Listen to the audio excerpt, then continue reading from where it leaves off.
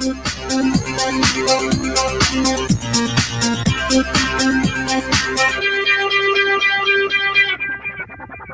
right, hello everyone, and peace of Christ to all of you. I hope my voice coming clear. Please invite your friends. And where is everybody? We have 1,300 something, and now we have only 451. Okay, well, no problem. As we told you, we receive a phone call or call from Dr. Hassan, and he is going to be with us in a moment to share with us how Islam helped him, and he will tell us, he will prove to us how Islam is a true religion. So please invite your friends, and let us see together if really Islam have any benefit, if Islam is true, if Islam, worthy to be called even a religion. Now, for sure, the Muslims, they will say yes, it's worthy, and they have their own reasons, and we got to listen to those reasons and see if they are true or not. So I hope that nobody will call names, nobody will use a bad language. I encourage the admins right away, anyone who use a bad language against the speaker or any Muslim in the chat, please give him a timeout as a warning first time. If you don't listen, then just block him. We are here to fight for the truth, not to fight with Muslims. Even sometimes, like, I get angry, get upset, but this is not really what I mean, this is normal. You get sometimes frustration from somebody trying to deceive or to lie. But I hope that our guest today is not going to be like that at all. We hope, for that. So let me call Mr. Hassan, who he promised us to be with us now, and we'll go from there.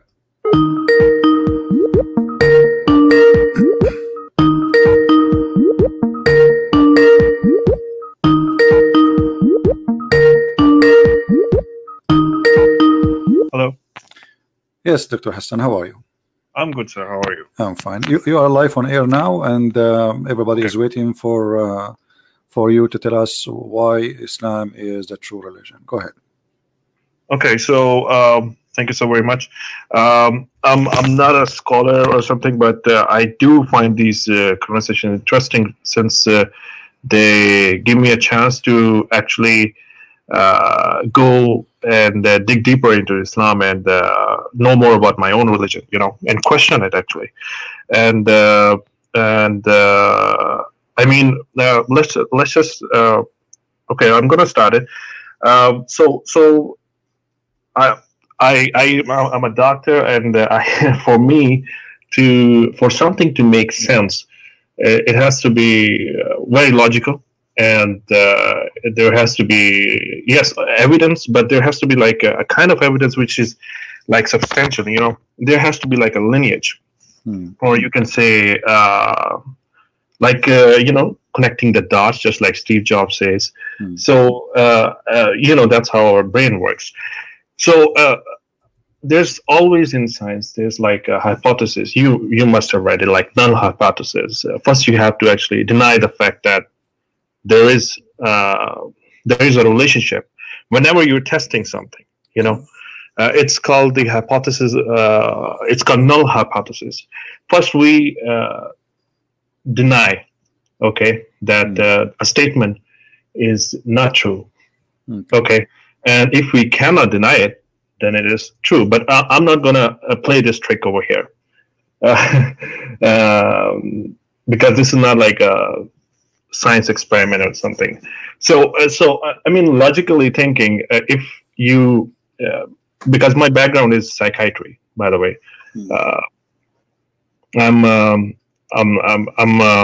I did a lot in my own country, and by the way, I'm a Sunni Muslim. Okay, so just to clarify,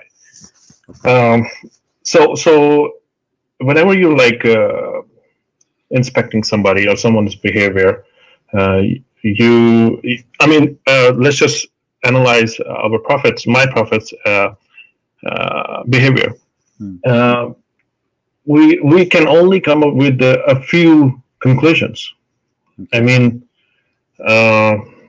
Prophet Muhammad, he can be a liar, right? That is one possibility. The other possibility, he can be mad, right? Okay. That's a big possibility too. And a third possibility, which can be, if these two are not there, lying, if he's not lying, and if he's not mad, then he's probably telling the truth. Right? Okay. Can we agree? No problem. I'm listening to you. Okay.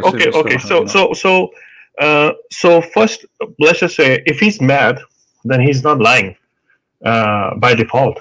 All right. Because if you think that if he's let's just say he's mad, okay, a mad person, it's like a delusion going on, right? So delusion is like is defined in psychiatry as like a firm belief, which is like a false, but a mad person actually believes that it's true. So he's not lying. If you're mad, correct, he actually believes in his statement. He believes in what he's telling is truth. So he's not lying. Okay. Can I liar. comment, Dr. Hassan? Sure. Okay. Okay, I'm going to So stop. if somebody he is a Hindu or a Christian or anyone, and he says, like, let us say somebody is a Hindu. I saw a documentary. I don't know if it's true. They believe that rats is God. So if he believe in that, he's not lying. He believe in a lie, correct? He's not lying. No, no, you don't understand. If for example, if I'm a crazy person, okay, then for example, a schizophrenic person, okay, they're not faking it. What I'm saying is faking and lying is the same, is the same thing. Right. A person can be truly a patient, or he's faking it. That's my point. No, I got so lying. I got that point, but I'm saying, additional to that, if somebody he is saying he is a Christian, he believes Jesus is God, is he lying? Or he is believing in that, and that lie, they believe maybe it's a lie. What do you think? Is he lying? We're gonna. Here's the thing, sir. In the Western society, and in actually, I'm not gonna say sorry. That's like the wrong thing. I will say we should carry the same criteria for everybody. Right. If a person claims something like that, we'll carry the same criteria. He can be like, we have to test it. I'm giving you the possibilities. But I'm not sure whether his claim is right or wrong. We have to analyze the claim. All right. Again, so these are like the basic things. I will go with you. I'm listening to you. And you said we have to watch the behavior of the prophet, correct? Either he's mad. No, yes. We have to analyze. If I'm lying, you will find why I'm lying. Why would he? Because this is how we actually diagnose somebody. If somebody is schizophrenic, we have to find all the symptoms. So he's schizophrenic. Dr. Hassan, as long you are, and this is your specialty and this is your profession, I'm really happy to have you. That's because it will be a big help for us. You are just a person who this is what you do for a living, so you know what you're talking about. So based in you watching the behavior of the prophet, how you describe his personality? Is he sick? Is he mad? Is he healthy? What do you think? Okay, yes, I'm getting over there. All right. So they're like, first of all, there are like two possibilities, right? They're both interchangeable. If somebody is faking it, then he's not mad, or he's not a patient, or he's not schizophrenic or whatever. He's not crazy, okay? And if somebody is crazy, he's not lying. All right. So you get my point? He's not faking it, actually. He is actually a patient. He is actually schizophrenic, or whatever we can say. All right. So first, clinically, let's just say if he's lying, okay, that could be the first claim. So it means he's making everything up. Okay. Right? So why? The question arises would be why? If somebody comes to me, I give you an example. This is called Munchausen syndrome by proxy. Please ignore my pronunciation. Okay, I always and my accent. I know it's very Indian. I'm sorry if somebody has like a hard time understanding it, but I'm trying my best. Thank you. So if somebody is lying, he's definitely making things up. So there has to be a motive behind it, right? So if you so motive behind it, and there has to be a motive. I mean, why would somebody lie? Why would a king? I mean, if somebody is rich, he has all the things he won't ask for the money. I mean, that's like totally acceptable. For example, if I'm rich, I won't need money, right? Okay. That could be the what would be my motivation? What would be my motivation behind my lying or behind my actions? You can say. So I mean, let's just analyze if my prophet is lying. I mean, what would be the motive? What motive of liars they have? And like a liar, when he claimed to be a leader and especially in religion, what motive you think he is seeking? Like, give me. Well, it could be. There can be like multiple reasons if somebody is lying. We have to, for example, there's a woman who comes to my clinic, and she wants a leave of absence. She basically comes and tells that my kid is having a problem. You know, that's why I want to stay home. My kid is sick.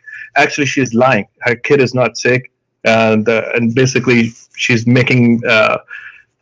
There has to be a motive. You know that what I'm trying to say is what the motive for somebody. Forget about a patient, because this is just.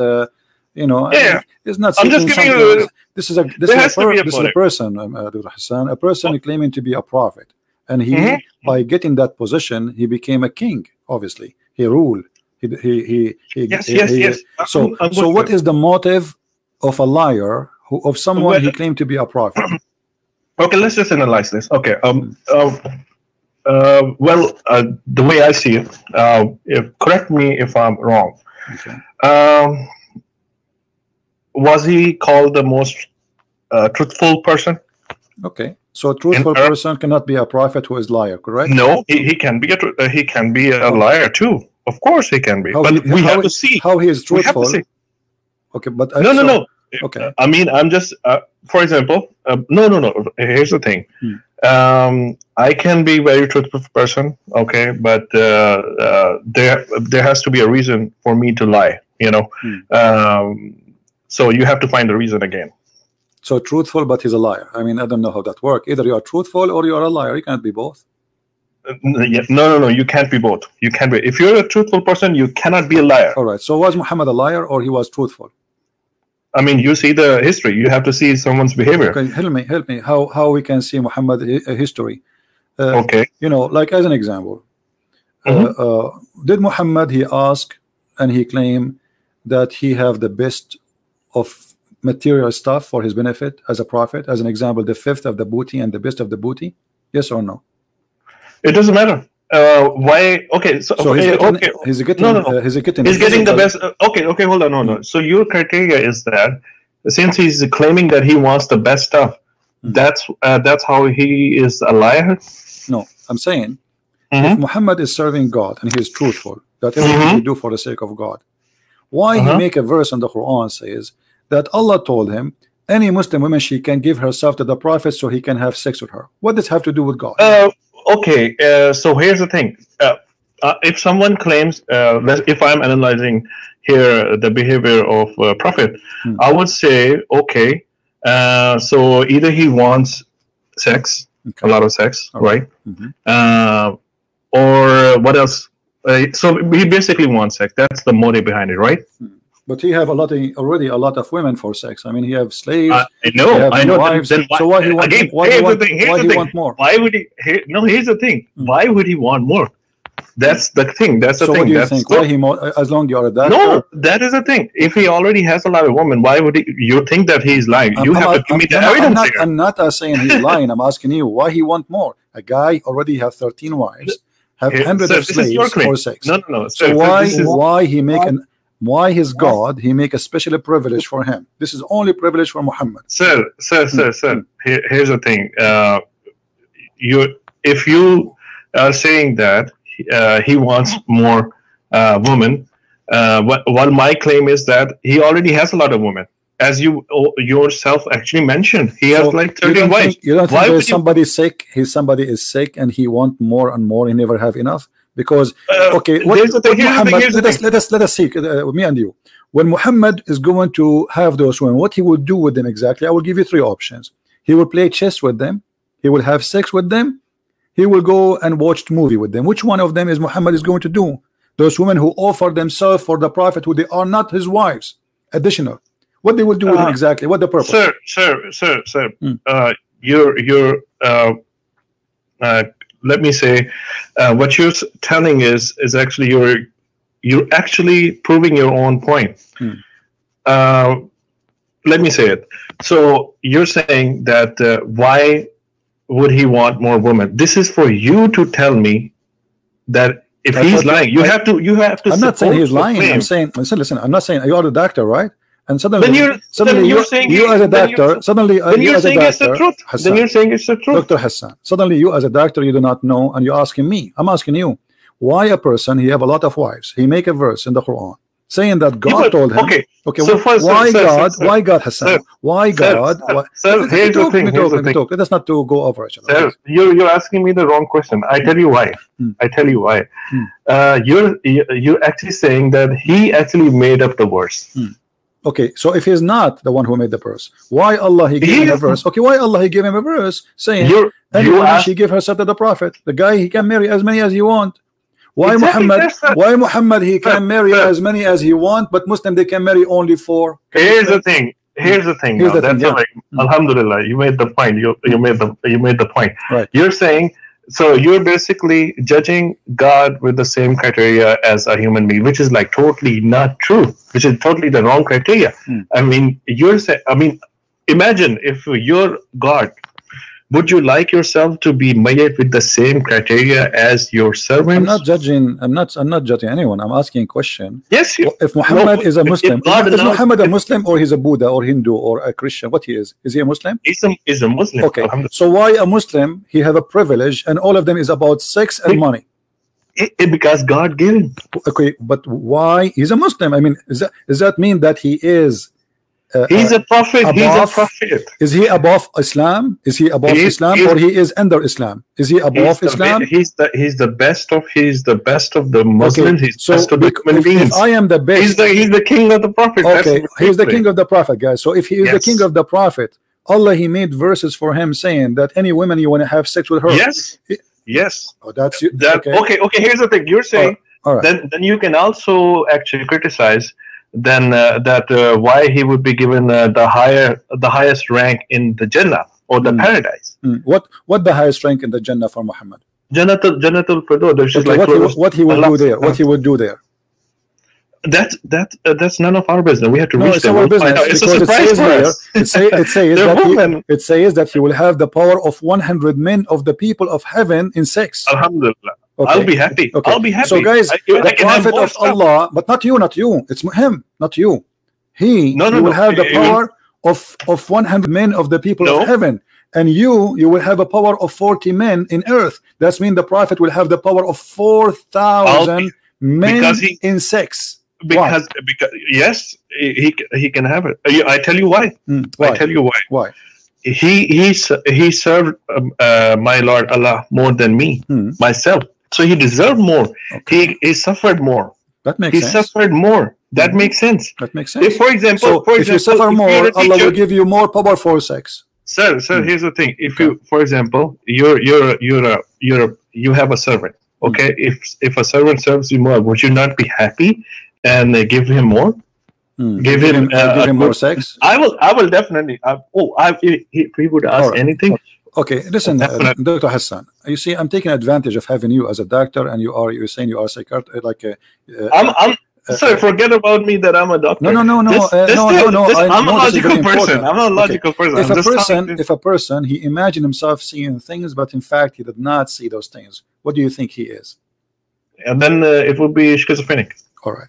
So it's like hallucination. Thank you. So your prophet and the hadith, and this is sahih, it says that the prophet he was bewitched, and I want you to look in the screen with me. It says, once the prophet was bewitched, so that he began to imagine that he had done a thing which in fact he did not done. What do you think this what you as a doctor, what is that telling you? Sir, again, so you're saying that he was bewitched, right? I'm not saying it is you Muslim saying that to me. I'm Christian. So what does it prove? You tell me. A second ago you told me that he have a mental issue. A second ago you just said that. I asked you if somebody imagined himself doing something, but in fact he did not. You said to me he's schizophrenic. You said that. So you said anyone who do that, he have what you describe it. Say again. I don't know how to say it correctly. If somebody schizophrenic, is that correct? Or somebody can be schizophrenic. Okay. Somebody can be. Is Muhammad schizophrenic? Because a second ago you told me, but it's just saying. That's for you to tell. No, I am asking you. You are a doctor, not me. I am not even a nurse. I don't even have a driving license. I mean, the only license I have is a driving license. They will take it from me soon. So I'm asking you, as a doctor, somebody, he imagined himself he done a thing, but in fact he did not. And the Muslims claiming that he was bewitched, which means he lost control of his mind. What you describe the situation for us? You're saying that he was bewitched, so he was. I'm bewitched? Not saying. Why you keep saying I'm saying, my friend? It's not me. It says Aisha. She said, narrated Aisha. You can look on the screen, by the way. It's in the screen. Okay, well, let me just see.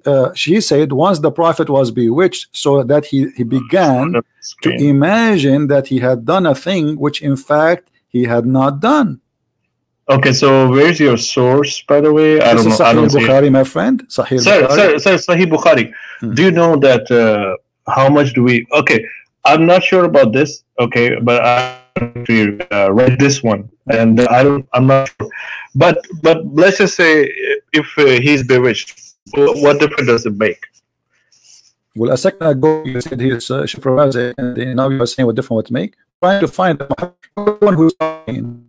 We see if he's a crazy. Aren't you the one who starts saying, "Let us examine if Muhammad is a crazy or a liar"? You're saying that since he was bewitched, so he's like schizophrenic, or he's like. You as a doctor, do you believe in bewitching?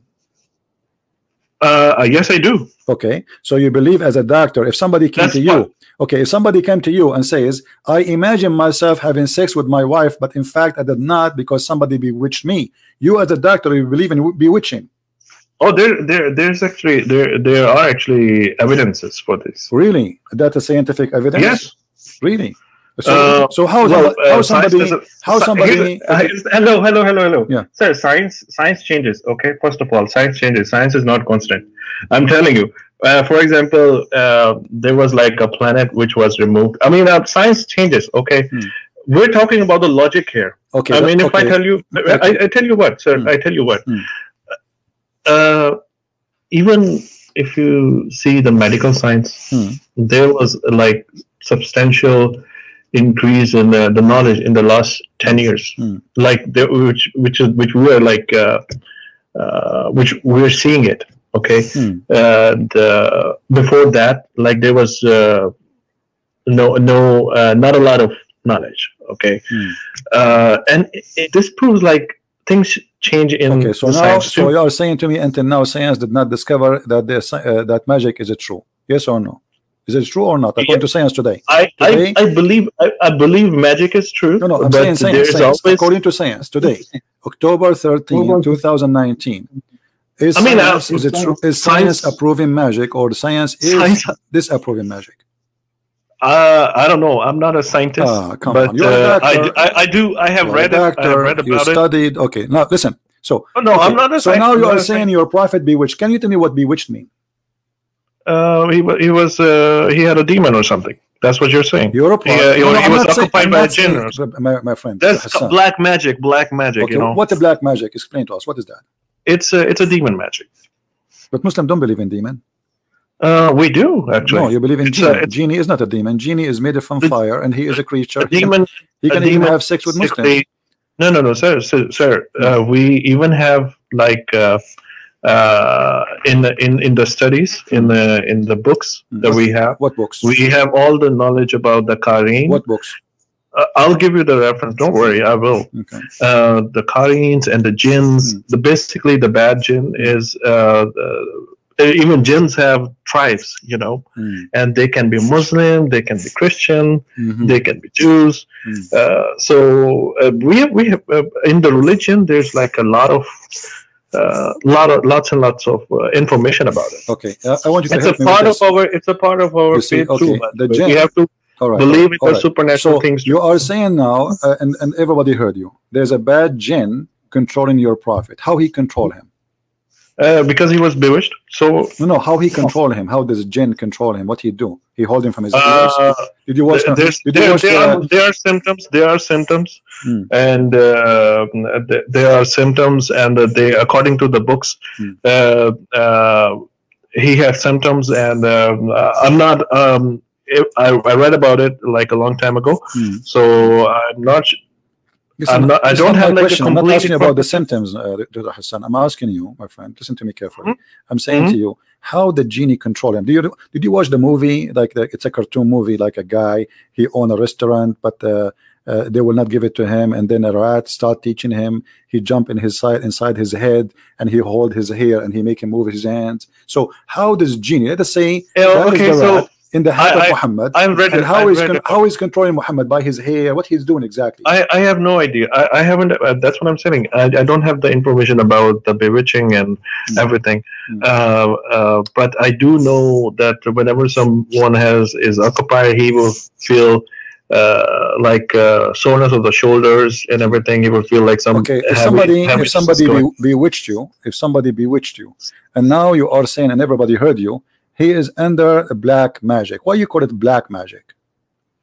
Black magic is pretty. I mean, it's a form of magic. So it's a bad magic. I'm not a sorcerer. It's like something bad. It's something bad. Is it bad? Is that magic bad? Yeah, it is bad. Okay, who is the one who taught magic? It was there were like two angels sent by Allah as a test. Their names were Habil and Kabil. Yeah, they were like two angels. It's like a story. And I think I read it in one of our books actually. And they came to Earth. They said that Allah said that these. I mean, they were sent as a test. Okay. If they teach somebody the black magic, they tell that this is like a test. You will not be a Muslim anymore. Okay.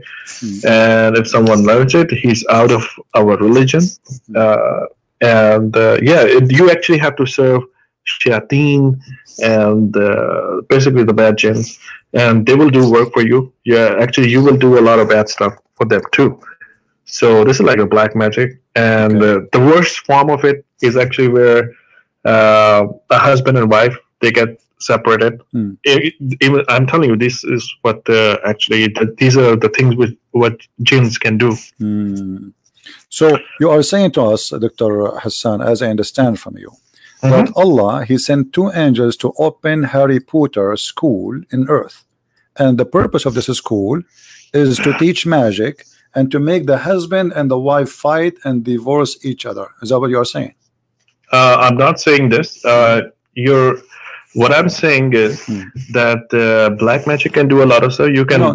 Hold on. Hassan, isn't you who said that Allah, he sent down two angels to teach magic? Yes. Okay. Absolutely. So who is the one who opened the school of magic to teach magic? Allah. Allah, he sent two angels who have certificate of magic from Allah. Yes. So Allah is the first teacher of magic. He said he brought those angels. No, he said, Allah, okay, who taught the angels? Who taught the angels how to do magic?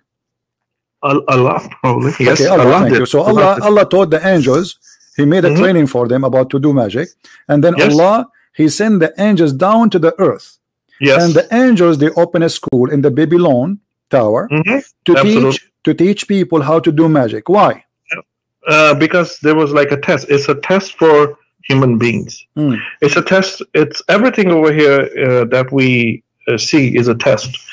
If imagine, I mean, if there's no test, there's no reward. So there's always a test. Right. So Alhamdulillah. Alhamdulillah. Yeah. So Allah is making a test by teaching me magic so I can control somebody else. And now the Prophet himself is controlled by magic. I tell you what, sir. Here's the thing. He was this is in our books that there was jadoo or the black magic. It happened to him. I absolutely have.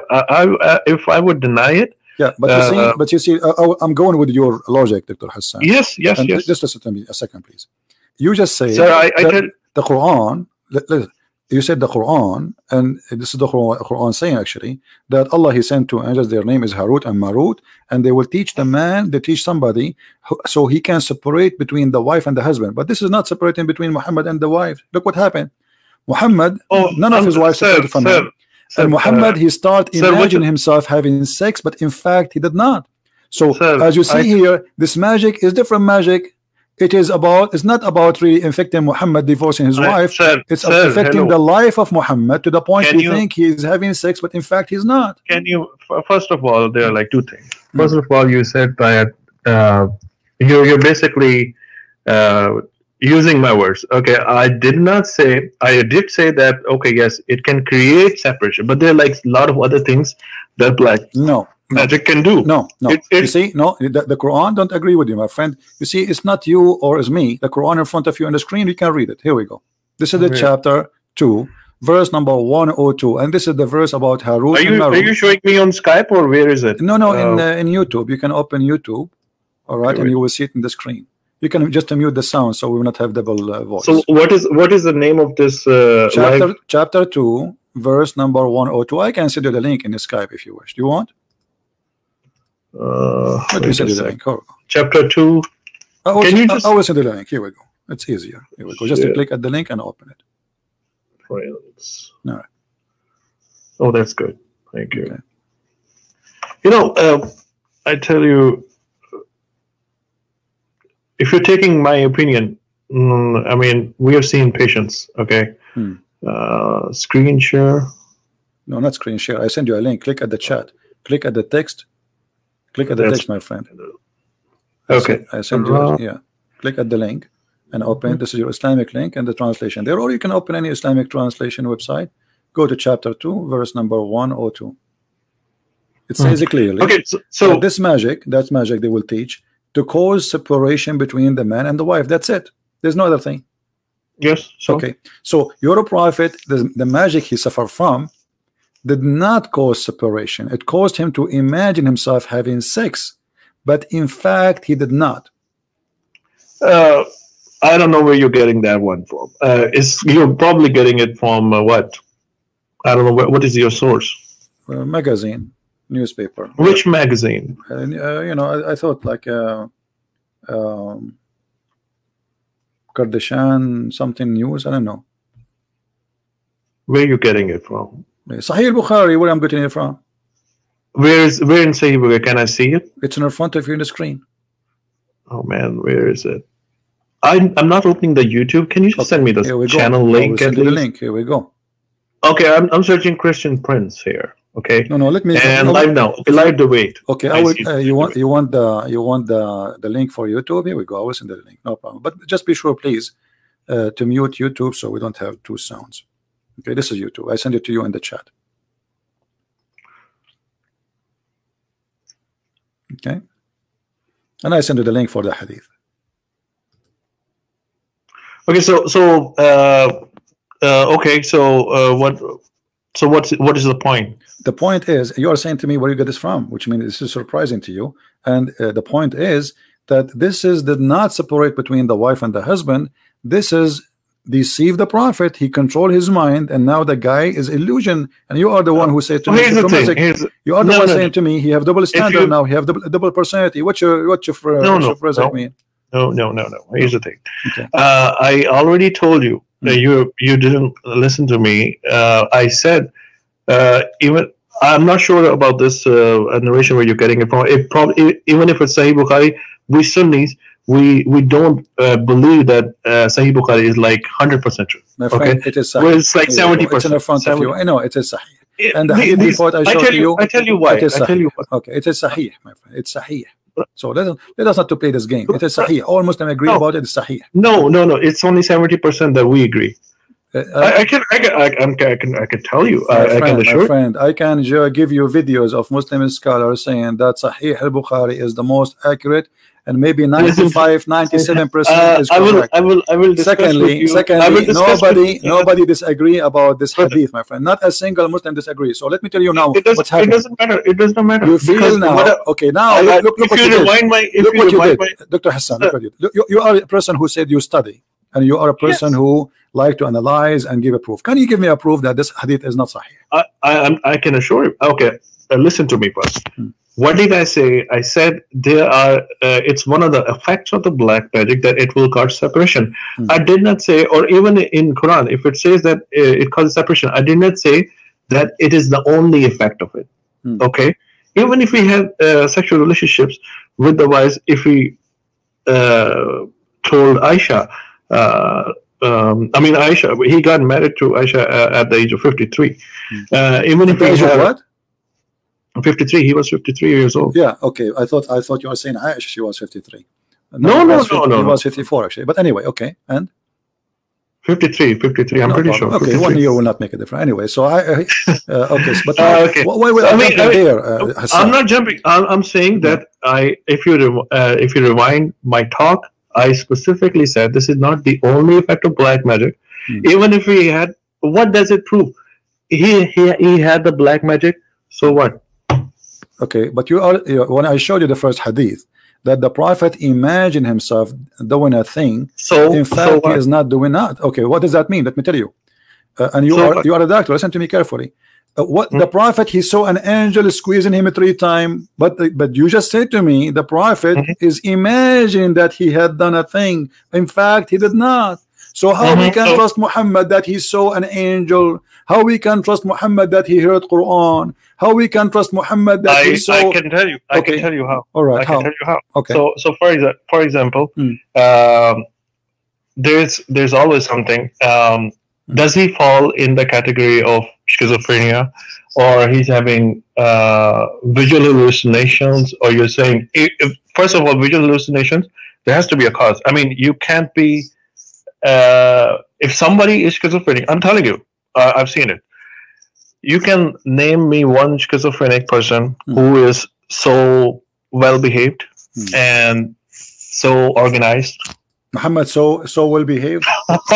Muhammad is so well behaved. Oh my God! Okay, so I'm telling you, dude. I just showed you Muhammad making verses. There's nobody. There's no high functioning.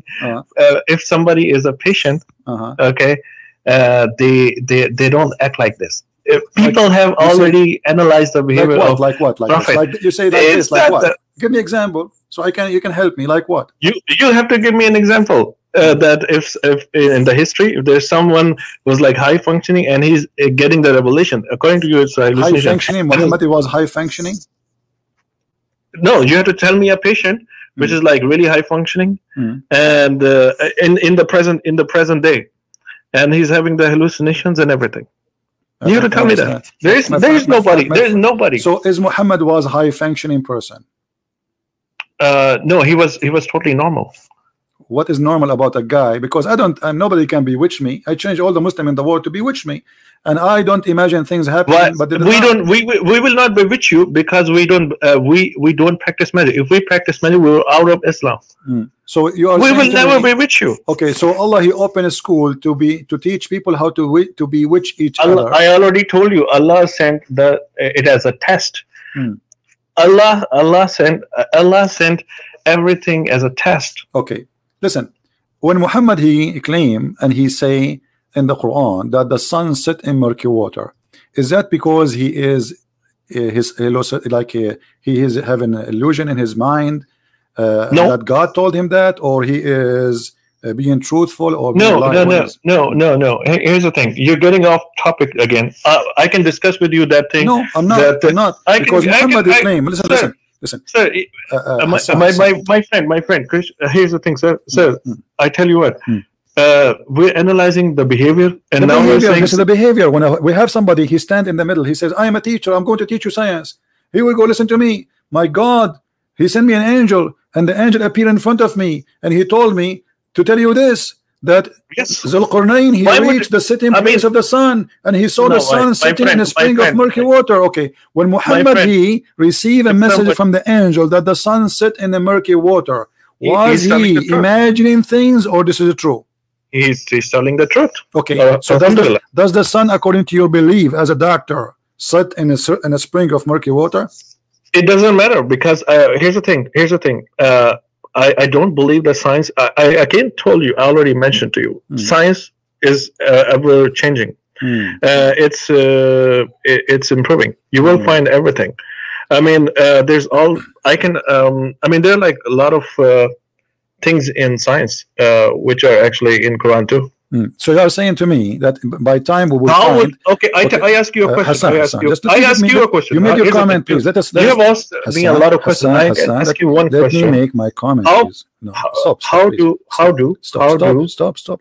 Just a second. Okay, sure. You see, you are a doctor. You are not a guy who self-falafel in the street. Come on. So listen, you just said that science is changing. So are you saying that maybe in 10 years from now we will find that the sun set in murky water? We will find out. Oh, so you are saying this is true, and what we know today is stupid. You know why? You know why I say it? Because if you read Quran, there's a thing in Quran. There's a verse. It says while the baby is in the womb, it's growing inside a woman. Looks like a leech.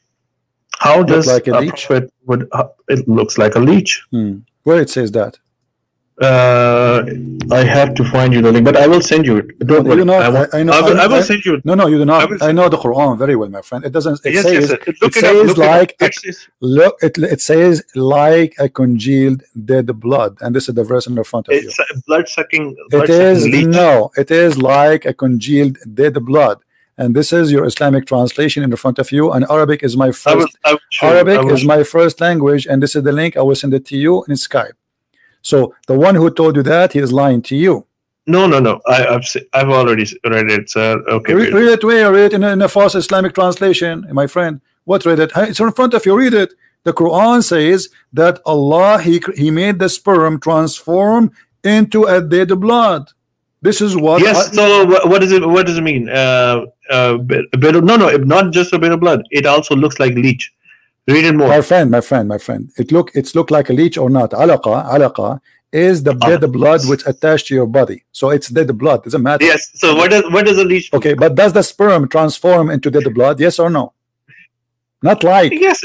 Not like. It doesn't say like. It says it carefully. And we have made the sperm into a congealed blood. Can you tell me what congealed blood mean? You're a doctor. I'm not. Congealed. Okay, congealed blood or concealed blood. Where does it say? Yeah. Okay. I'm not reading it actually. Here we go. That's I'm reading with my poor English. So, what congealed blood mean? Wait a second. We can search Google, and Prophet Google will help us. No, wait a second. Okay. Let me open it. I'm sorry.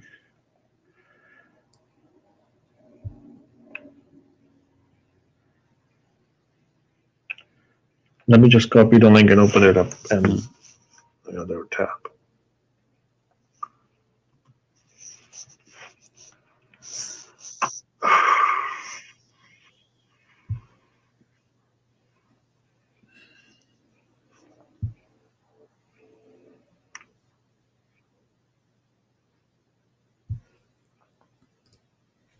Yeah, so then we made the sperm into a clot of congealed blood. Congealed blood, okay.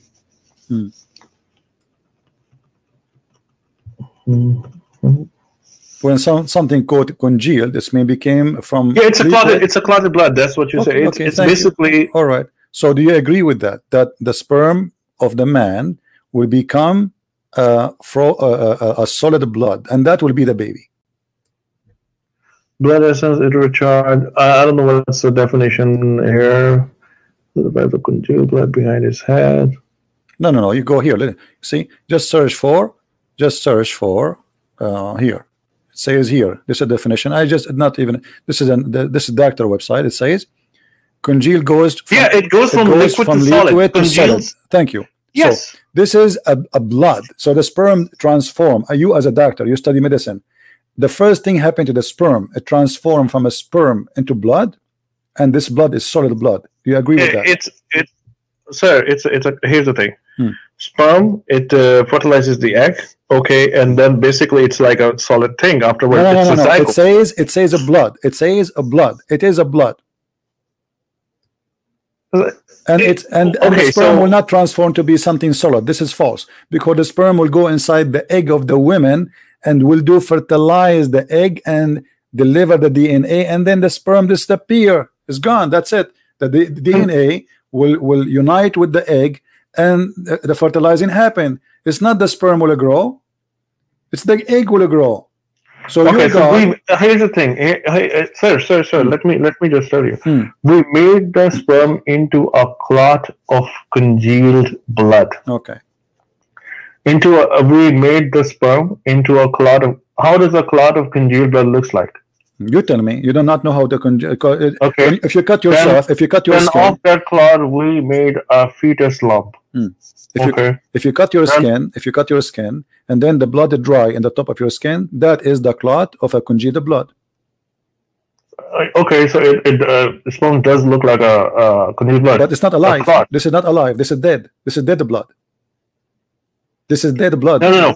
Okay, if you read the context, we did create from the Christians of what to say? Okay, so then we placed him as a drop of sperm in a place of rest, permanently fixed. Oh, you didn't read the verse number 13, which is right above the verse number 14. I tell you why. Okay. First sperm it's telling you that okay. It is sure. The verse number 13 is saying, who knows better? Who knows better what the Quran, Hassan? Who knows better what the Quran mean? Me or you or the Prophet? What do you think? A prophet, okay. My prophet. Let us go and see what the Prophet said, and whatever the Prophet said. My friend, it is right. No. Whatever your Prophet said. No, hold on. It is right in front of you. Hold on. No. You know, it's not right in the front of you. Read the verse number 13. No, here we go. My friend, you're not letting me read it. Read it, please. It's in front of you. This is in front of you. This is your Prophet saying that. Your Prophet. The verse number 13.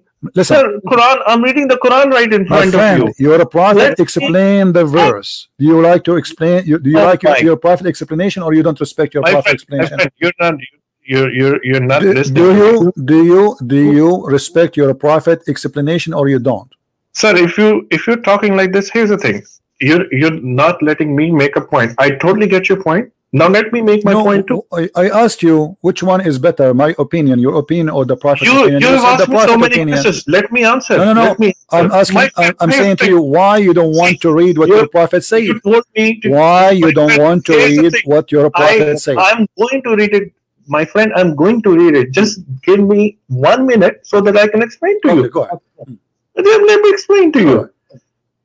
Okay, so verse number 13, it says, then we placed him as a drop of sperm in a place of rest. That is actually the womb. It's already been placed, firmly fixed. Let me ask you, hold on. Are you sure you're a doctor? Are you sure you're a doctor? Dude, don't, see. Do the sperm go to the womb of the women? Yes. It goes into it says it gets fixed. Where is the egg? Where is the egg? No. Where is the egg located? Do the egg live in the womb? Do the egg live in the womb, or it is outside in the womb and then it moved there? It is that you just said, everybody heard you, that the sperm go into the womb. Do the sperm go to the womb? It gets fixed over there. That's what it's saying. No. You said you're a doctor. You said I'm asking you, please, scientific opinion. Do the sperm go to the womb, or the sperm go to the egg? Is the egg inside the womb before the sperm came to it? I am telling you, if you read the verse number 13, okay, I'm gonna answer the question. You just said, Dr. Hassan. Just let me. You just said that the sperm go to the womb. Oh yes, I said that. Okay. Let me explain. Do the sperm, according to science, go to the womb? It goes to the egg. And then but where is the egg? The egg is in the womb. But you just said, everybody heard you. You said the sperm go to the womb, but the womb is not where the sperm go. No. Here's the thing. Okay, you did not even read the Quran correct. I can tell you why. My friend, you are the one who said to me, a fixed place, a resting place is the womb. Mr. Christian, you don't let me explain to you. You basically argue a lot, but let me explain. I'm not arguing. I'm trying to understand you. You claim to be a doctor. You're not even trying to understand. And you are saying that the sperm go to the womb. No, just let me finish and then talk. I have not even made my point, and you started talking. You stop interrupting me.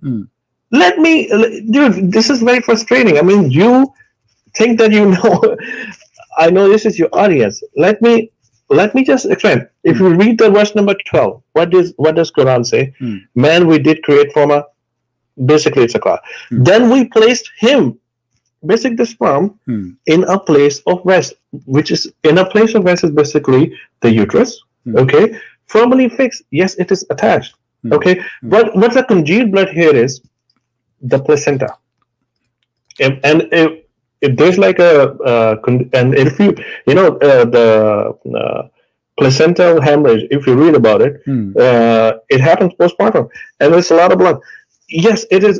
Placenta is basically supplying and receiving the blood. Okay, Hassan. Okay. Listen. Okay, can you please read for me the interpretation of you Hassan, think that Hassan? Okay. Whatever you say. Hassan, can you read for me, please? Please read the whole Dr. Hassan. And can you read for me your prophet explanation for the verse? Are you against your prophet to explain the verse? I am not. Now I'm going to read it because you have listened to me. Now I'm going to read it. Thank you so very much. Okay, go ahead. Okay, so where is it? I'm sorry, I actually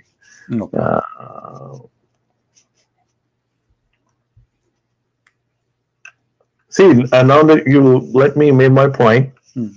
Okay, so the congealed blood is basically the placenta. If you read it. No. Yes, it is. It is. No.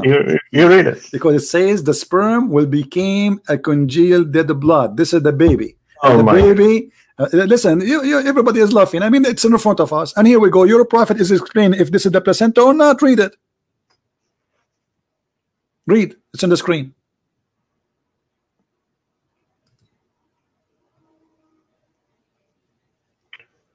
Abdullah ibn Masud.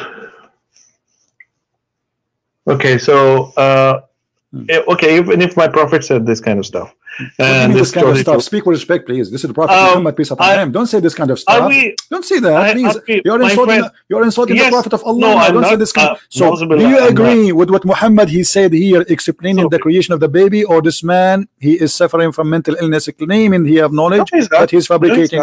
Okay, so do you agree with him? Do you agree with him that the sperm will stay 40 days in the belly of the mother? By the way, it doesn't say even the womb. It says in the belly. 40 days the sperm stay inside the woman. Do you agree with him or not? Where does it say? Okay, so I'm going to read it. Here's the truthful narrated as verily the creation of each one of you is brought together in the mother's womb for 40 days in the form of a nutfa, the drop, then he becomes an alaka, a clot of blood, for a like period. Then yes, that's true. Okay, guys, this is true. So you agree that a sperm can stay alive and will stay as a sperm in the side of the women for 40 days. Do you agree with that? Then he becomes an alaka, the clot of blood. Stop repeating yourself, my friend. Do you agree, one by one, do you agree that the sperm stay inside the women alive for 40 days? A nutfa is a drop. It doesn't mean it's that a it's drop, a sperm. Drop of semen. No, okay. So what's the point here? I'm asking you, do you agree that the drop of semen stay inside the women for 40 days taking vacation? According to this, yes. Okay, but this is what science says, or this is what Muhammad says? This is what my prophet is saying. According to this, okay, here's the thing. You as a doctor, if I came to you and I say to you that the sperm stay inside the women for 40 days, I tell you why. What you would say to me? Hold on, Mr. Christian. Let me. What is your religion, by the way? Are you a Christian, right? I don't know. My religion is a Christian Prince. I must be Hindu. I don't know. You use your intelligence. Okay, so your name is Christian Prince. You probably are a Christian. Probably. You are a Christian? I don't know. You tell me. Maybe a Hindu. I don't know. My name is a Christian Prince, and I'm here to prove Islam is false and Jesus is true. And you're asking me if I am a Christian or not. I mean, there we go. I'm just asking you just to confirm it. Just like I tell myself that I'm a Sunni Muslim. Okay. It's better if to have the introduction like that. So I'm not sure. Okay, so what you're saying is basically even with the hadith. I tell you how. Hadith is what you read is is probably very good. Okay, you read. I said what you read, and wherever did you read your hadith from? It's good. Okay, it's good. You're quoting a lot of stuff out of context too. I tell you how. You help me. It says here. I'm going to help you if you listen to me. So I'm going to help. It's so clear. You see, this hadith in front of us explain the verse in details. The sperm will be 40 days, and then the sperm will become alaqa. You told me alaqa is a leech. It says here a clot of blood. Is it also Sahih Bukhari or Sahih Muslim? Yes, this is Sahih Bukhari, and I can show it you from anything. Sahih Bukhari, Sahih Muslim. I already told you. I already told you. Yeah. We do every Sunni Muslim, if you ask. Okay. I mean, we believe that the Sahih Bukhari and Sahih Muslim is only 70% correct, but also okay. First, we have to prove. That was he a prophet or not? Okay, so there's always a null hypothesis. You have to first just based upon the teachings. Just like Christians, they have also a teaching where someone he believes in Jesus can just drink poison and the poison won't affect you. No, this is what it says. This is not what it says. This is what it means. Yeah, because it says because Jesus, he promised us, and he said that they can destroy this temple, even his body, they can be killed, and I will build this temple in 3 days. So when they say there's no poison, nothing can affect you, that's mean that Jesus promised us that we will have eternal life with him. But you're a prophet who said, as long as you mention this, that if you eat 7 ajwa, no poison will affect you and no magic. Is that true? Here's the thing. You're basically talking about the hadith, which are very, again, if I'm going to say Zaif, you're going to laugh. It is not Zaif. It is Sahih Bukhari, my friend. It is Sahih. I already told you we believe it's 70% true. Okay, why? There's like a lot of no problem, but you have to prove that this is not a single Muslim. He says this is I'm going to put forward my point here. So okay. So when your prophet, he came with the knowledge. If you eat 7 ajwa, and no magic can control you, how the ajwa can control the magic and stop the magic? This is if you try it, why not? Okay. So if I try it, that will not happen to me. But Muhammad, he was bewitched, and he is the one who's telling them eat ajwa, but he himself was bewitched and he died by poison. So he's lying. No, he's not. Okay, well, if I say to you, I'm a doctor, my name is Hassan, eat 7 ajwa, and no poison and no magic will affect you. It doesn't mean that I myself. Okay, if I tell you that if I'm a doctor, it means I should never become sick. What's the point? No.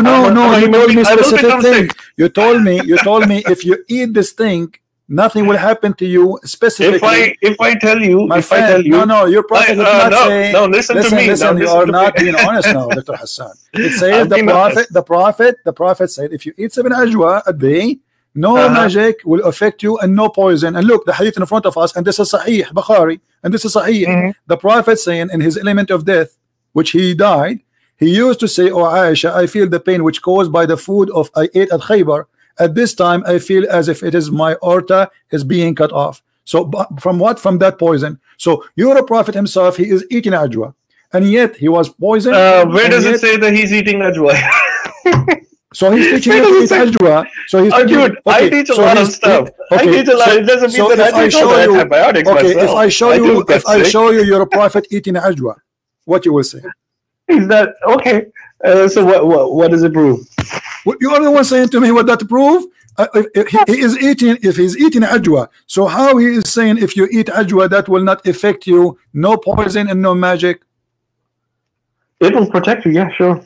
Okay, can we like have a date with you and next week you open the camera and you take rat poison and ajwa? That's what I'm telling you.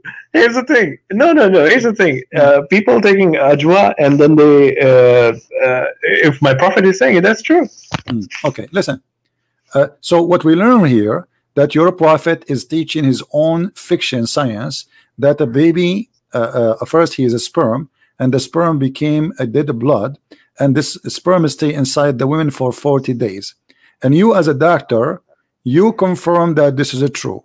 Just no, I'm saying again, last time when I mentioned you, Hadith, I tell you what, for example, I already told you that we believe that 70%. You just start quoting the stuff. Okay, you know, Hassan, just to make it simple.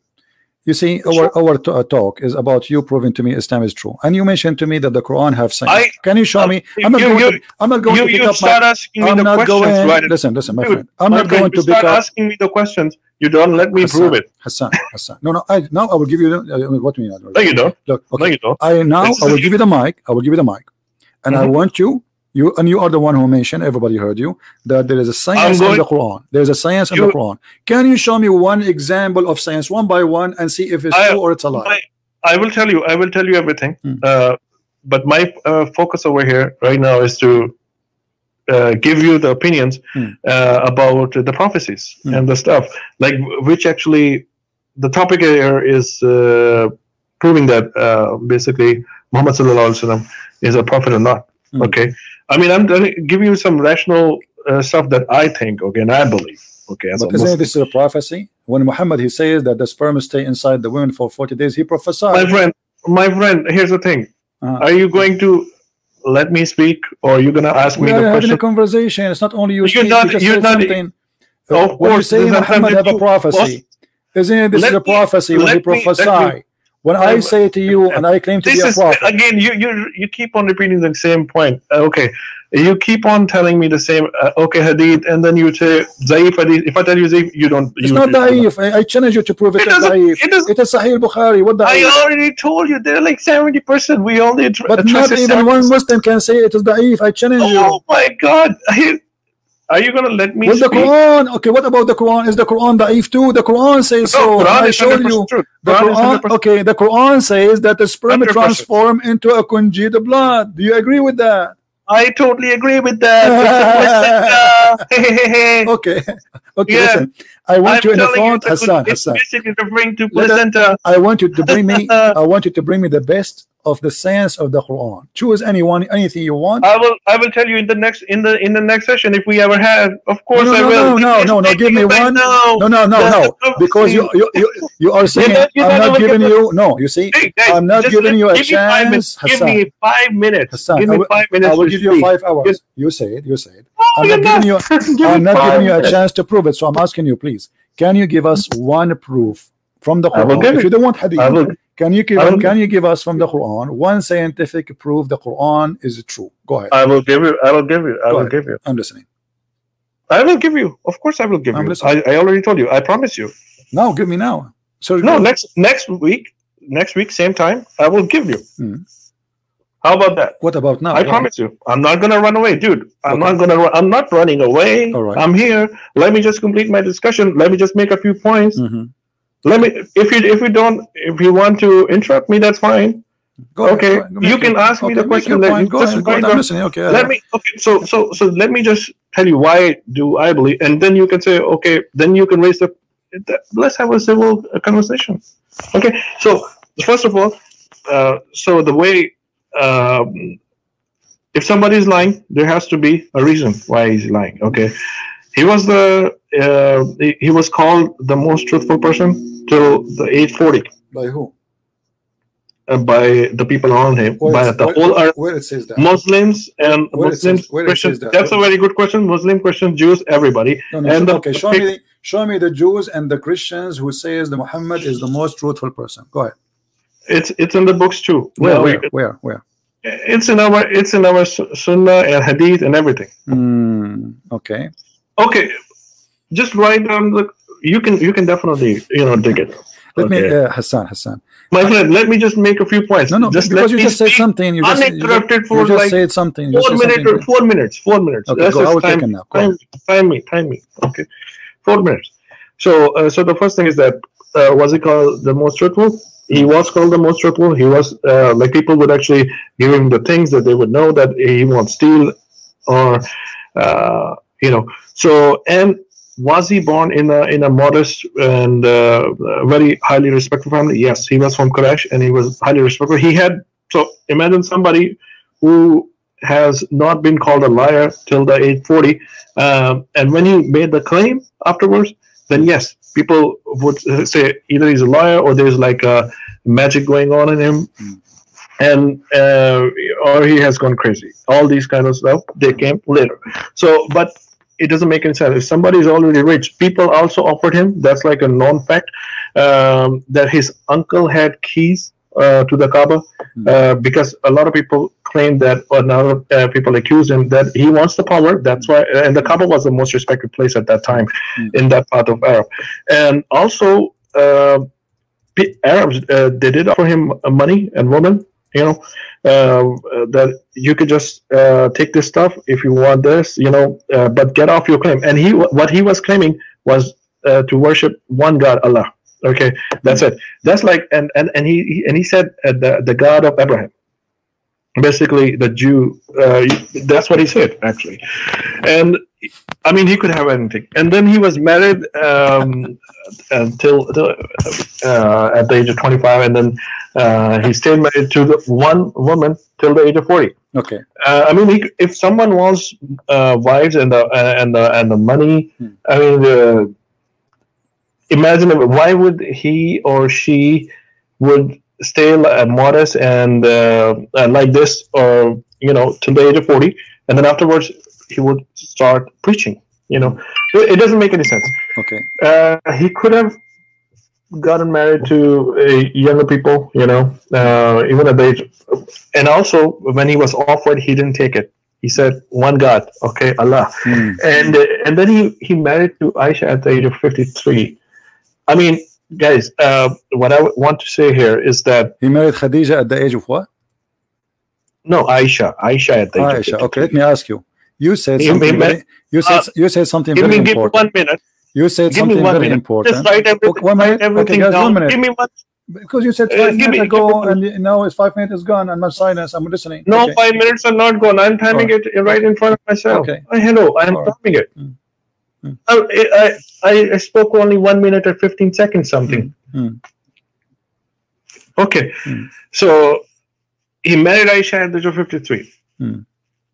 Okay, so I mean, if someone, I would say, I mean, he made a claim at the age of 40, 41. So if someone, and when he was offered, he didn't take it. It doesn't make it. It's a lot. There has to be a logical explanation. And the minute if is over, my friend. Libido always goes down. Okay. You said 1 minute, Hassan. Okay. Can I talk? And also, I mean, can I talk? Hassan, can I talk, please? Hello. Please, can I talk? Because 5 minutes is over from a long time. You said 1 minute again. You say 1 minute, and you keep talking. Can you talk? No, you didn't even let me finish. Come on. What finish? When do you finish? 10 hours from now? I mean, that's it. We got it. No, look, you mentioned to me that he married Khadija. Is it true that Muhammad and Khadija, they made the father of Khadija get drunk so he will accept Muhammad to be a husband? You are saying to me he's coming from a noble family. Why a person he will be rejected by the father of a woman? She is married twice already, and she have tons of kids. And yet she is a lot older than Muhammad. Yet Muhammad and Khadija, they made the father of Khadija get drunk, and when he's drunk, they took off his clothes. That is just not true. It's in the front of you on the screen. Here we go. And Ibn Abbas. And Ibn Abbas, who said that? Ibn Abbas, the cousin of your prophet. And Rasulullah ذكر خديجة وكان أبوها. So, it's in front of you. I would like to say that يرغب أن يزوجه. So her father, he refused to marry her to him. So look what she did. فصنعت شرابا طعاما وشرابا. She made a drink, a food and drink. Okay, here we go. I'm showing the screen, and I will show the page number. And this is your Islamic reference. This is Musnad Ahmad, which you Muslims supposedly believe in it. Look what it says. So she made food and drink, and she asked her father to come, invited him, and she invited some people, by the way, from Quraysh.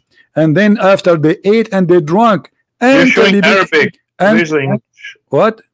Where's the it's only Arabic. Well, it's not my fault. This book is not translated. Who cares? I mean, ask your scholar later. Listen. No, later. You can take this snapshot. Take a snapshot. Take it to your scholar, the sheikh in the mosque, who speak Arabic. If you speak Arabic, tell him to read it for you, and I will show you the page number. Hold on. Let me finish. And so she made him eat. They made them eat and drink until they get drunk. And then Khadija, she said to her father that inna Muhammad ibn Abdullah yakhtubuni. Muhammad, he wanna marry me. فزوجني. He said, okay, he's drunk. And then she made him a dress, the nice clothes, and so she made him dress the most nice suit he have, because in wedding party they have nice clothes like everywhere. The clothes they wear, they save it only for occasion. So here Khadija, she made him drunk, and she made him agree to marry Muhammad, and Muhammad was part of this game to marry her. And you are saying to me he's a trustworthy? Okay, now I can. If your daughter, hold on, if your daughter, listen, if your daughter, she wanna marry someone, and then she made you get drunk, and then when you are drunk, she says to you, this guy, he wanna marry me. Do you accept him? The guy, he said, this guy, you marry him, okay, no problem. Can I talk now? Okay, go on. Can I speak? Okay, so first of all, there are like 2 points that I would like to make over here. And I hope that, okay, so first point is about the alcohol, and the second point will be about you know, the young marriages and everything, about the cultural stuff. So first of all, the Arabs over there, they were even in the Quran, if you read, alcohol was prohibited like very later, and people used to drink alcohol like water. Even over there at that time, okay. And people would actually drink water, drink alcohol just like water. I mean, it was like like water. Even okay, you got my point. Okay, so and the second. So that is an excuse. That is an excuse for somebody you call him a trustworthy to make his father-in-law drunk to marry a woman. Are you saying to me that a fraud? Are you saying to me at that time a fraud was not forbidden? Are you saying a fraud was not forbidden? Fraud. This is a fraud. Alcohol was not forbidden. The first thing Muhammad did in his life, it was a fraud. He married Khadija by a fraud. No, it was not a fraud. It was not a fraud. She made him drunk. She liked him. You know, she didn't make him. She didn't make him drunk. It's in front of you. It's in front of us. It's in Arabic. I cannot. I will get it. That's not my problem. That's not my problem. And here we go. Hold on. This is Musnad Ahmad, variant number 5, page number 46, hadith number 2849. Hadith number. Listen. Hadith number 2849, Musnad Ahmad, volume number 5, page number 46, and you take a snapshot as we showed you in the screen, and you can take it to your sheikh, and I challenge any Muslim to say I'm lying. Okay, now can I have 1 minute? Sure. Okay, so first of all, the alcohol thing is it's cultural thing. Secondly, if you know, prophet, there are a lot of people who actually say that he married a younger woman at the age of 53. First of all, the libido level falls, and why would somebody marry at a later age after 50 to a younger woman? Because she's rich. I'm talking about the Aisha now. I'm talking about the Aisha. I will definitely. Okay, how young Aisha was? Guys, she was what, 6 or 9? 6. Why somebody he marry a girl she is 6? No, I told you 6, but he got her in the house around 9. Okay, let us say no intercourse. He married her at the age of 6. He have intercourse at the age of 9. Okay, why a man at the age, and you are the one who said 53, not me. At the age of 53, according to you, why somebody at the age of 53 he marry a kid? Let me talk now. All right. Let me talk now. All right. Can I have 1 minute? Sure. 1 minute. You will not interrupt me. No problem. Go ahead. Okay, thank you so much. Promise me 1 minute. 1 minute. Okay. Oh yes, 1 minute. 1 minute. Okay. You always interrupt me. Just give me 1 minute. No. Okay. So first of all, if it was not a culture now, people would have objected it. Okay. And if his father himself is giving his daughter to a pious man, then definitely it was an honor. And if it was me, I would have also done the same. I wish it was me. Secondly, if you even in USA today. Even in USA today, there are. I'm talking about the first world country, USA. There is a community in Kansas or someplace. You look it up, Google it. Okay, they still marry their daughters off at the very young age. Okay, to the older people.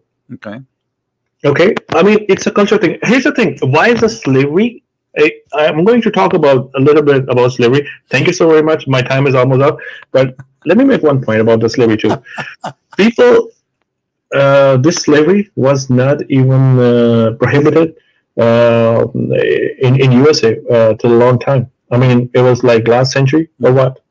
I mean, people were carrying the slaves in Christianity, in Islam, in Judaism, everywhere. It was a cultural thing.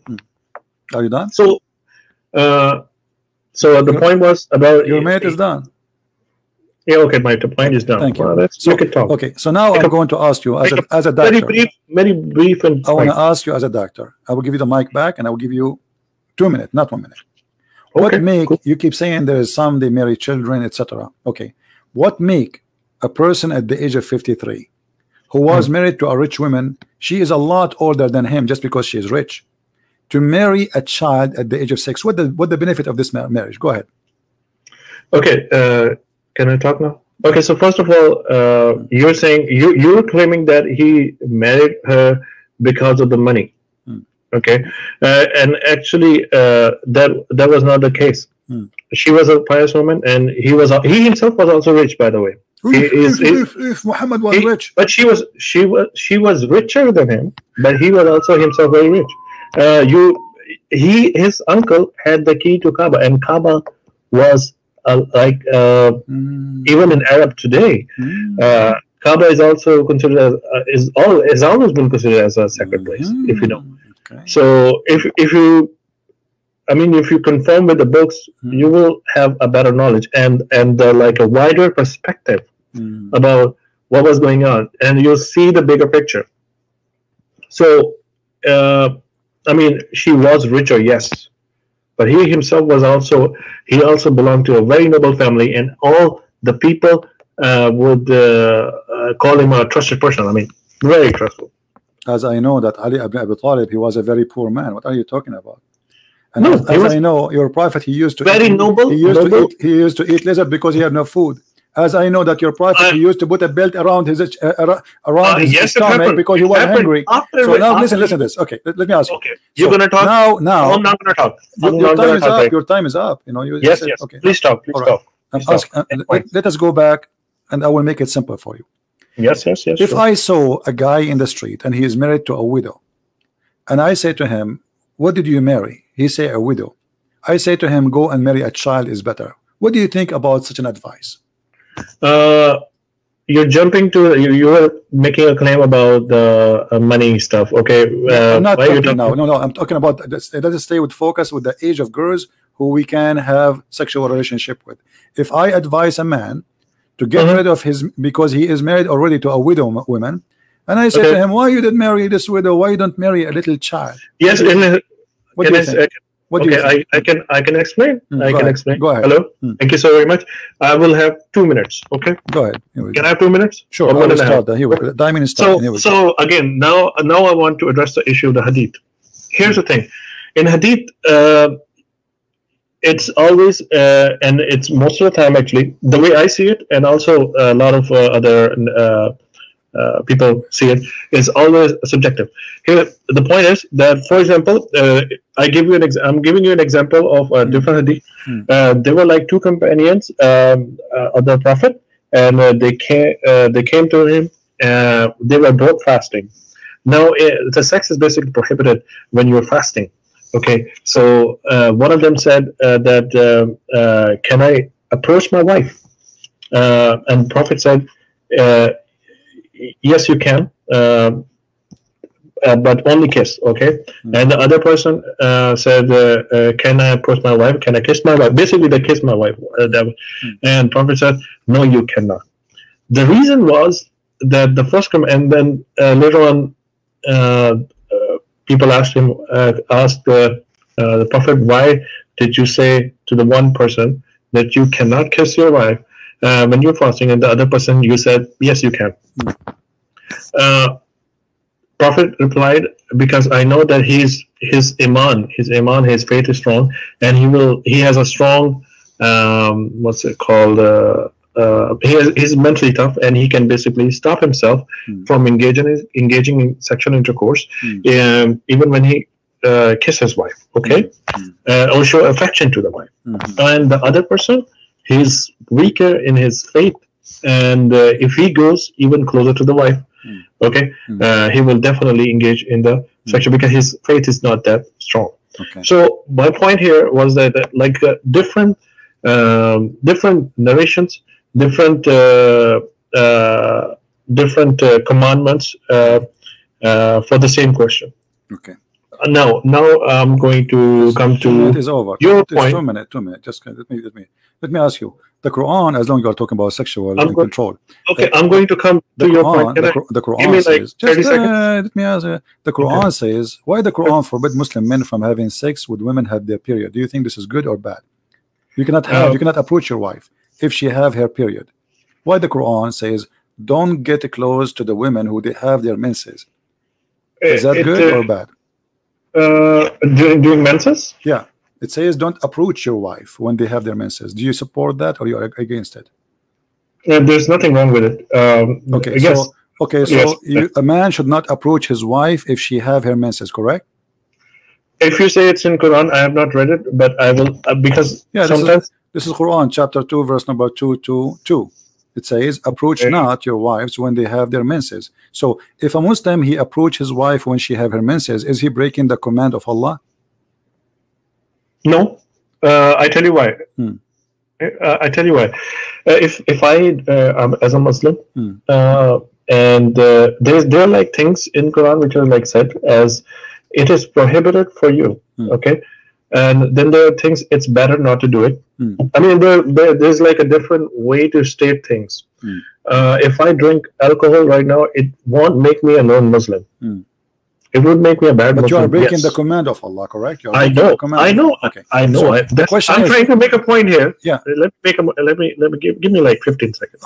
What I'm saying is that if I drink alcohol, I will break the command of Allah. Okay, but it won't make me a non-Muslim. It will make me a bad Muslim. Okay, thank you. Yes. So if somebody have sex with his wife, or he approach his wife when she have her menstruation, that will make him a bad Muslim. That's what you are saying. Yes. Okay. Yes. So it is. Did he say if you do that, that make you a bad Muslim? You just said that the Prophet is a bad Muslim because the Prophet he approached his wife and she was in her menstruation. So he is a bad Muslim according to you, and everybody heard you. Again. No, this is your talk. Everybody heard you. Listen, this is your Prophet saying, Aisha saying, when I was menstruating, the Prophet SAW would to order me to warp myself with up an izar sheet, like a diaper, put it between her legs, and he used to fondle her. So you said the one who have a strong faith, he control himself when he said to the first one, kiss the women, the second one, don't kiss the women. So where is the strong faith of Muhammad to control himself? He had many wives already. Why he need to fondle this child when she have her menstruation? Okay, can I talk now? Go ahead. Okay, so basically, basically, what's going on over here is like, where is that thing? When I was mentioning, yes, he approached her, and if someone, I tell you what, if you cuddle with your wife, okay, and it doesn't mean that you have like a bad, like a weak faith or something. Okay, there's nothing like that. Okay, yes, there was. I'm again telling you, the hadith that I mentioned earlier. Okay, that was for the Sahaba. Again, I'm telling you, it was subjective. Okay, and in that specific context that was going on over there. Okay, doing and like again subjective. Okay, now even if a prophet does this thing that he follows, it's not like you're engaging in the sexual activity. If you read the Quran earlier that you were showing on the screen, do not approach the wives, because Allah always talk in he has a very what is it called? He has his own way. So approaching the wife, basically, do not engage in sex. That's the narration, actually. I can assure you this thing. Okay, if you read it, basically do not engage in sex while menstruating. Okay, but you can fondle. Of course, you can fondle. What fondle mean? Explain to us what fondle. Basically, you can hug the wife Okay, it's there's nothing wrong. Fondle is hugging the wife only. So why she have to put something between her legs? What do you mean? Where is this? It's in the front of you. It says he ordered her to put an izar, a diaper, over her private part, down her wrist. Oh, okay. So I tell you what happened. What you can ask me that. Now let me explain. Thank you. So basically the thing is, Prophet said to wrap yourself around the waist, okay, so that he will not engage in the sexual activity, okay. But you can have okay, I'm going to so basically you can have the funneling and everything, and where a male can actually enjoy with the wife, but would not engage in the sexual activity explicitly, okay, specifically, but can do everything else, which is like cuddling and kissing and everything. I'm talking about this thing, okay. So this is what. So a Prophet said, okay, wrap yourself so that he would not approach that area of his wife. Okay, so he specifically said wrap, like so that he azar band is called azar band, so that basically that part is tightly closed, and he would not engage in the sexual activity. But you know, there's like a lot of other things. I mean, for a male to enjoy, it's not just like the penetration thing. You can actually enjoy your wives in a lot of other ways. So it's not prohibited, but yes, engaging in the sexual activity during menstruation is considered. I am the one who asked you if somebody approach his wife in any way when she have her menstruation, is that wrong? He said this is not will make me a Muslim, that will make me a bad Muslim. And this is sexual. This is sexual. It is sexual. This is not kissing. This is sexual. This is why he is fondling her. And actually, it's used even the same exact word in the Quran. Yubashiruni, fayubashiruni. The word in the Quran, don't do mubashara. Here we go. Yes. Okay. Absolutely. So you cannot do that. You can't even get close to them. Don't approach them. Don't even get close to them. فَلَا تَقْرَبُوهُنْ. Don't even get close to them. So how a prophet of God? He tells the Muslims in the Quran, don't get close to your wives. Don't get close to your wife. And you can open any translation. لا تقربوهن. Don't even get near them. And yet he ordered his wife to put a sheet between her legs so he can play with his private part with her. Okay, can I explain now? Go ahead. Okay, thank you.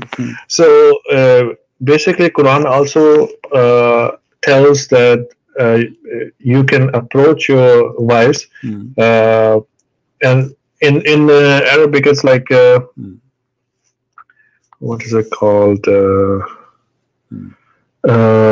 Basically, vagina is where the fruit is. Okay. Where is what? Where is what? Vagina is basically where the fruit. I mean, I'm not saying this. I'm just making fruit? What I'm trying to. What the fruit? What I'm trying what to. the fruit? It bears the fruit. It bears the child. Okay. So you can approach your wives. Basically, anal sex is also prohibited in Islam. You know, and it's where it says that. I thought the Quran says the opposite. You can't do that. The Quran says you can do that. Where does it say that you can do it? حرثا لكم نساءكم حرث لكم فآتوا نساءكم أن شئتم. So your wife is harth. Where does it say? Where does it say? Here we go. Let me the verse. Here we go. Chapter 2, verse number 223. Your wife is the same as a ground in you, the same as a field. So dig in the field as you wish. Exactly. Where does it say? Chapter 2, verse number 223. Okay, women are like fields. Okay, women are like fields. Yes, it's called ketia. So fields, basically, the thing is, can I talk now? Yeah. Okay. So fields are where you actually, whenever you bear a seed, and you will get the fruit. Okay. So you will get the fruit from a field whenever you bear the seed. Where do you bear the seed? In the vagina and not in the anal part. So this is like, if you read it, it's the field. Field means which will go. Okay, so it specifically says vaginal sex. It does not mean the anal sex. Okay. Thank you. Does it say? You see, I'm showing you your Muslim translation, which is all full of lies. It says you approach your wife as you wish, whatever you want. Just dig in it. It says here.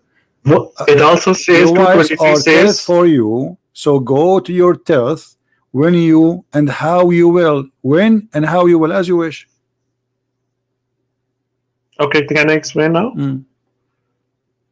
Okay, women are like fields for you. Fields. Do you agree with that? That your women are field and we dig on them? Yes, yes. Fields mean where you will bear a seed and you will get a fruit or your crops, and that means vaginal part, not the anal part. Okay. Well, you know, I'm really glad, Dr. Hassan, that today we have a good conversation together, and you help us a lot to understand Islam. I mean, your answers was amazing. So when we can have you again next time? Next week, okay. Inshallah. So next week we can have a debate about science and the Quran. You get ready? Okay, sure. Right. Because you mentioned to me, give me time to bring you science and the Quran. Okay. So guys, next week we will have Dr. Hassan with us, and he will show us the science of the Quran, and you will see, you will hear amazing science from Dr. Hassan. He's the doctor. I mean, come on, this is his profession. You know, this is what he do for a living. So next week we are expecting a debate. Do you want a date, certain date? Can we set a date or what? Sir, let me see.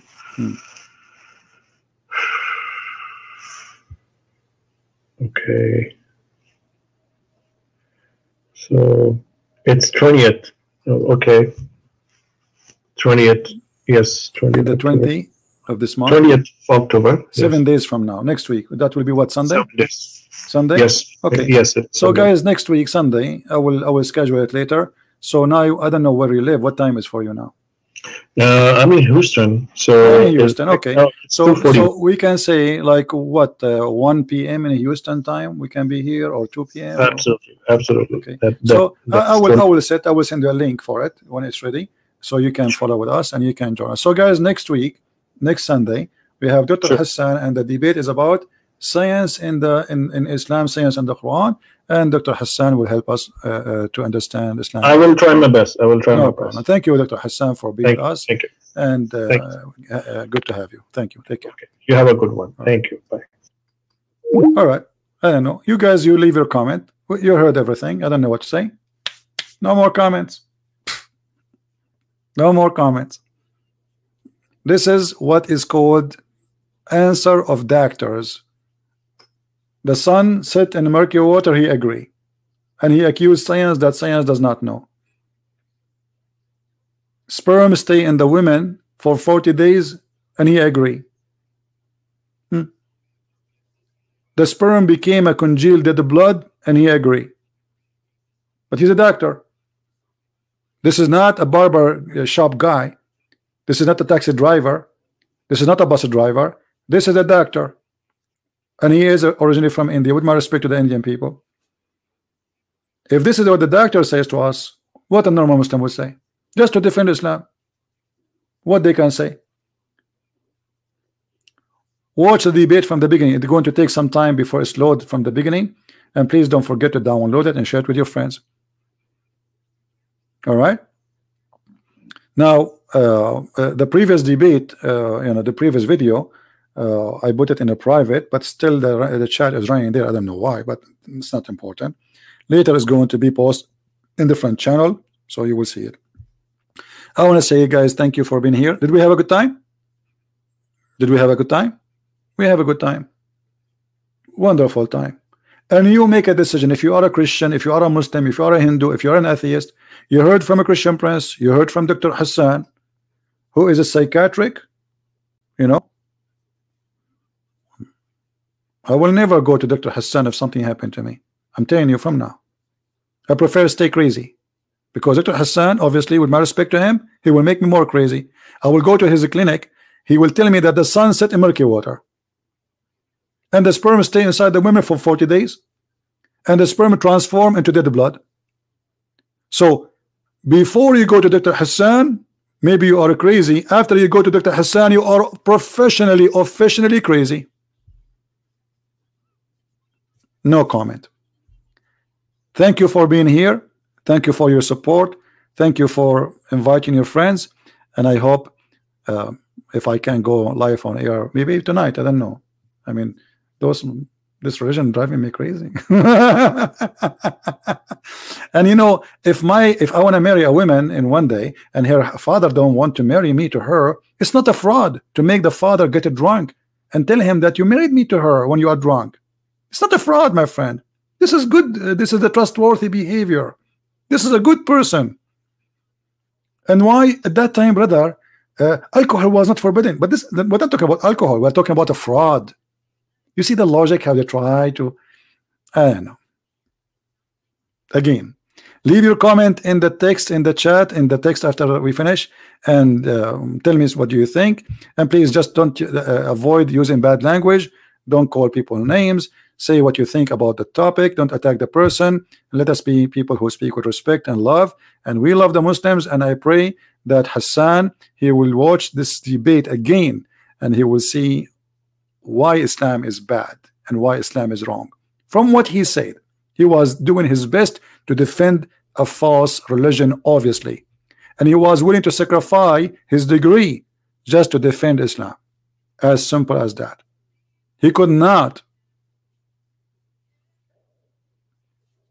defend Islam by being doctor. He have defend Islam by saying science is wrong and science is full of fictions. This is what he said. Thank you for being here. May the Lord bless you all, and we see you soon again. Christ is Lord, Islam is false, and we see you soon. Take care.